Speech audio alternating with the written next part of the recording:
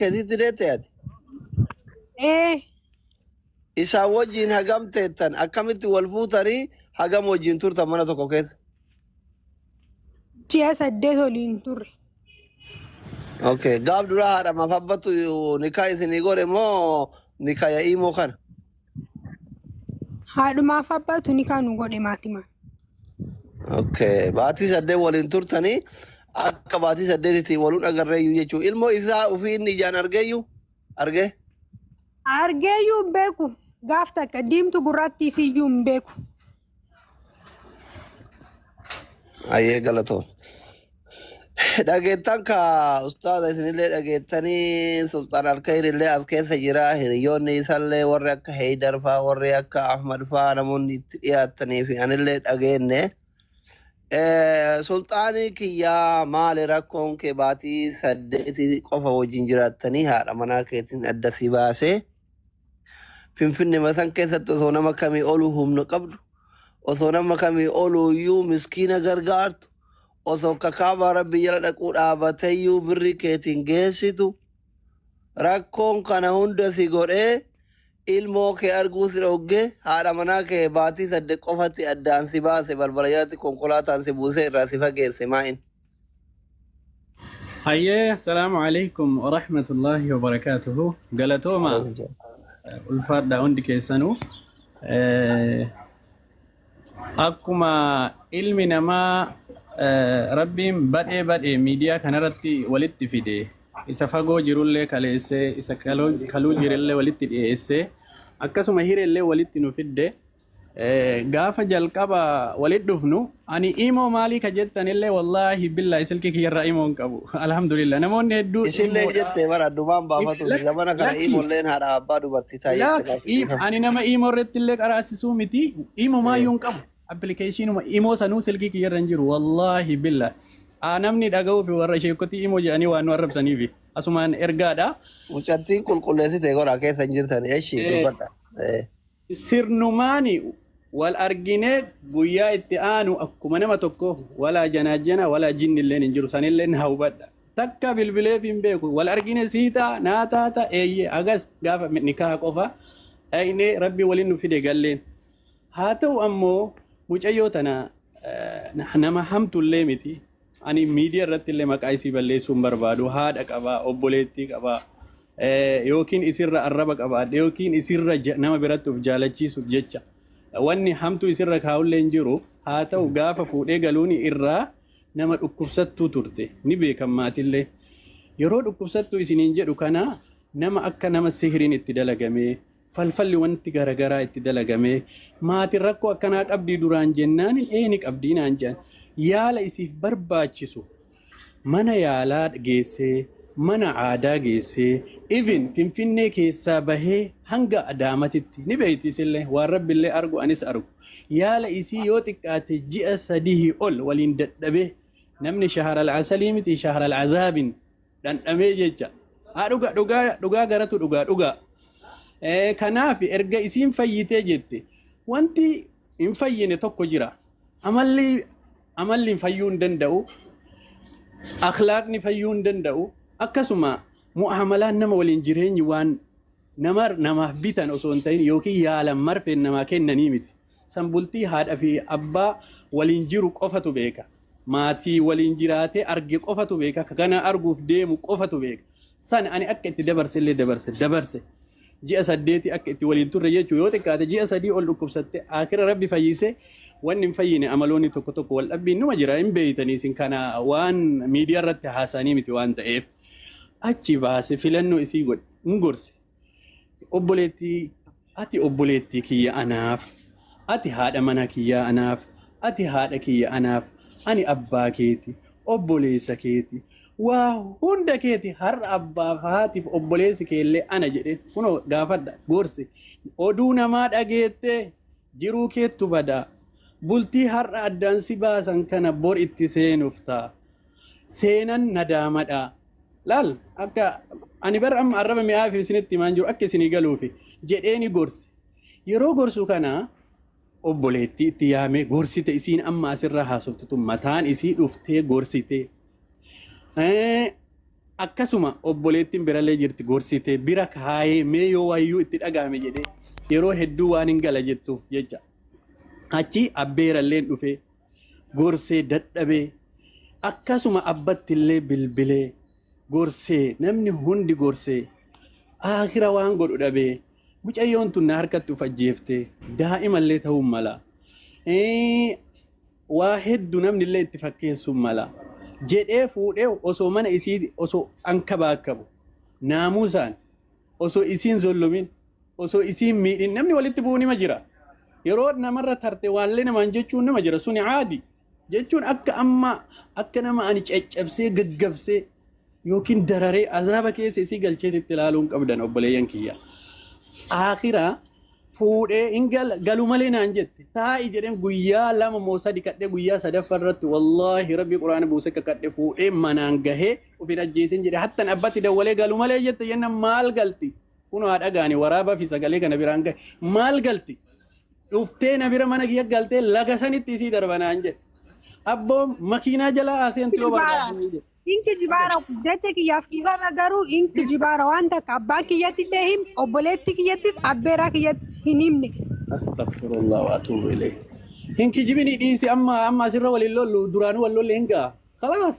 hingaa. Obboleetti kiyya abbaa kiyyatti waan yeroo fedha abbeeraa kiyyatti ati nama guddaa wanta hin taane hin dubbatin. La dhiisi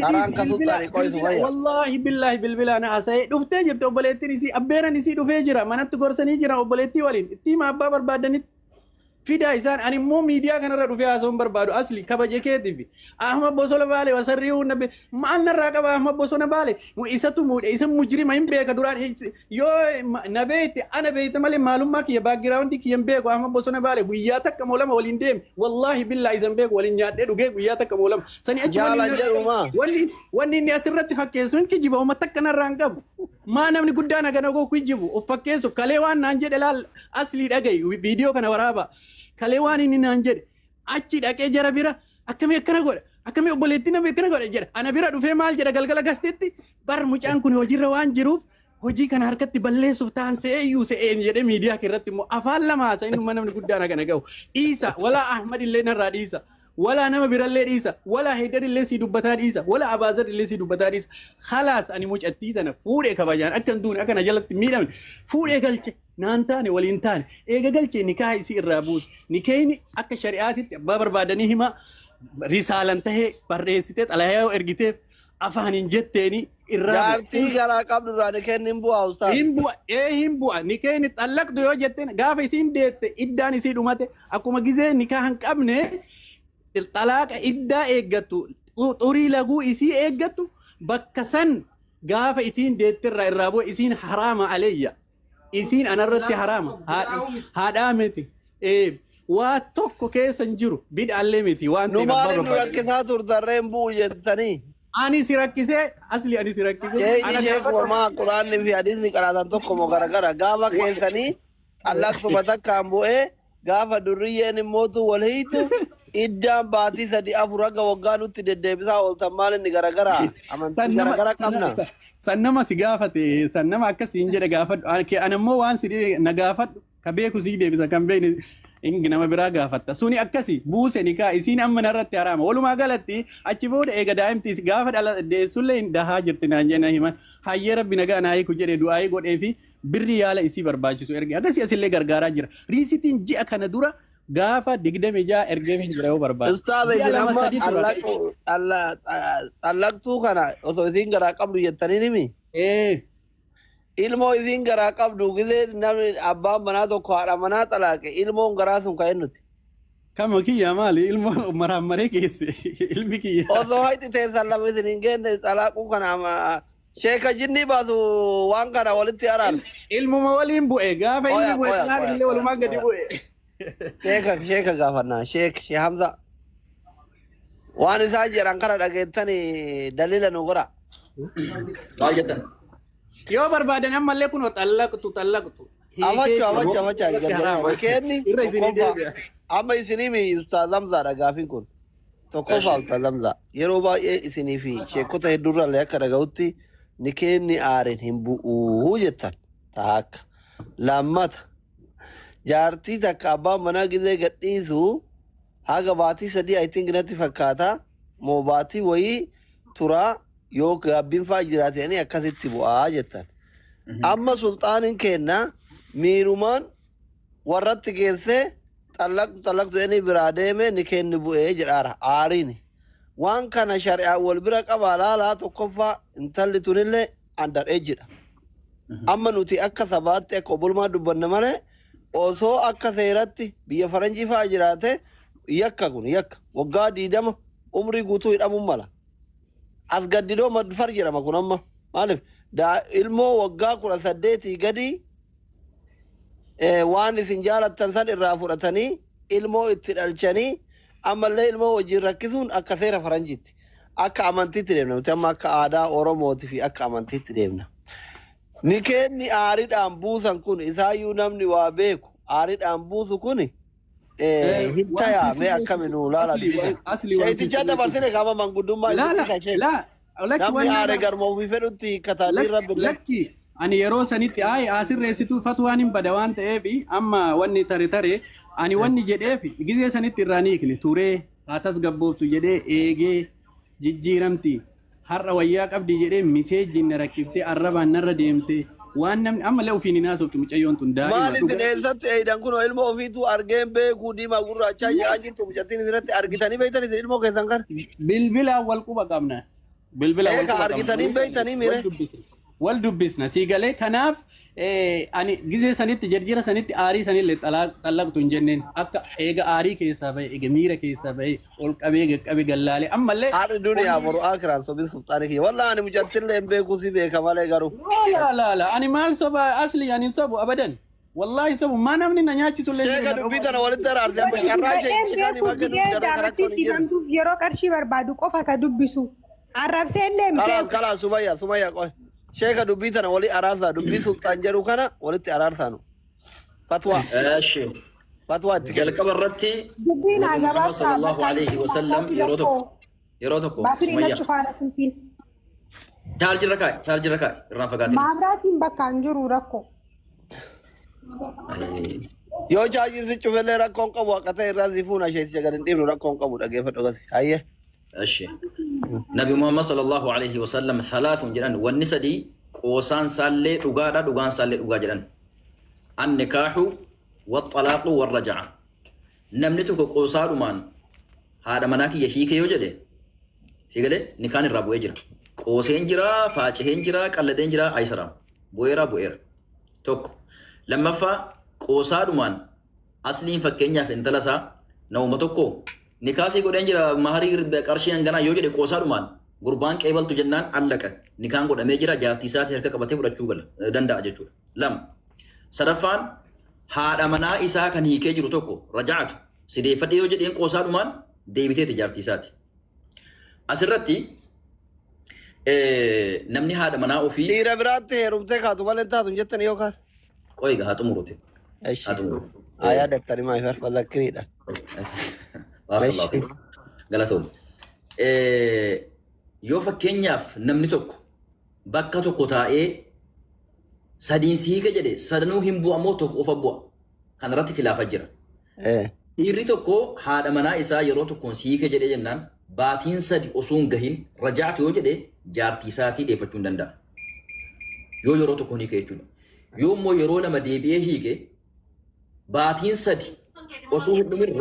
rajaatu yoo jedhe deeffachuu danda'a. Sadaffaa irratti ammoo chaansiin hin jiru baatiin sadi dhumuu baatullee jechuudha. Yeroo sadi irra deddeebi'ee fakkeenyaaf fakkeenyaaf amma har'a hiikee torban tokkoon booda ammas lama buuse jedhee kabiraa yoo buuse jechuudha. Sadi yoo buuse isaan adda baatee ji'a sadi lakkaatee xumurtee kaatee jaarsa biraatti heerumtee jaarsi yoo si hiikee isa kana deebi'uu dandeessi malee abadan deeffachuu hin danda'u. Yoo ammoo yeroo tokko qofaan hiikee jechuudha. Baatiin sadi dhume deeffachuu hin danda'a. Haala kamiin nikaa haaraadhaan jechuudha. Abbaa bira deemee akka nama gartee haaraa fuudhaarutti deemee maharii haaraa kennee fi deeffachuu hin danda'a. Amma obboleessi keenya sultaan jechuudha. Osoo fedhii qabaatee yeroo tokko qofa waan hiikeef deeffachuu mirga guutuu qaba. Leannahu itti deddeebi'ee hin hiikne. Kanaafuu nikeen isaa kun gimmaashni hin jira miree lama jira tokko hiike. Deeffatuu ni danda'a. Sultaan dhiifama hojii yeroo meeqa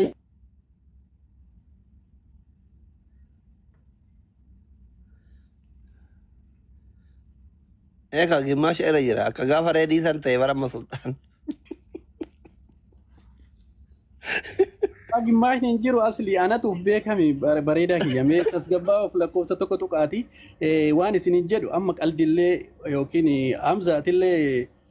kitaaba qajeeli dubbisiiti bareechi Deetichi Hamzaa neetworkiin qabe. dubbisi bareechiti bareechi haa dubbisu Hamzalleen jedhi walii galatti ani mucayyoo xalaaqii Eeshi amma sultaanii Alaminaa kiyyaa miti obboleettii Omaara kiyyaa koon qabu. obboleettii kiyya immoo miidiyaarra ooftaniin dararinaa hin rakkisinaa Sultaan amma akkana goona ayyee tani kaya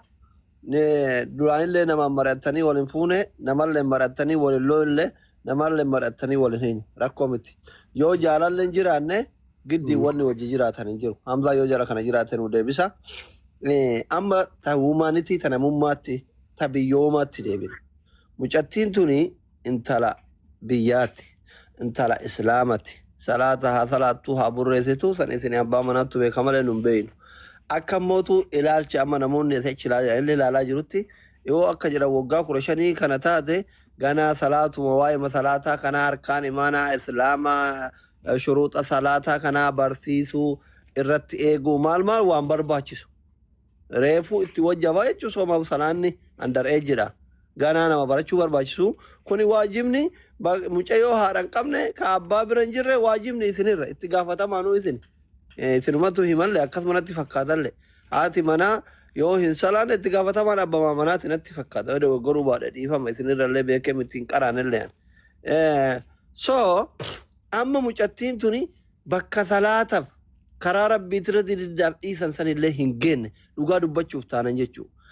Jaalaluma jidduu keessanii dhumee dhiise mucattiin tun akka himtutti kabajaan isinitti dhufte bikiraa jedhan saniin kabajaa ofii qabatte isinitti dhufte barsiifachuun qaraasisuun harkaana imaanaa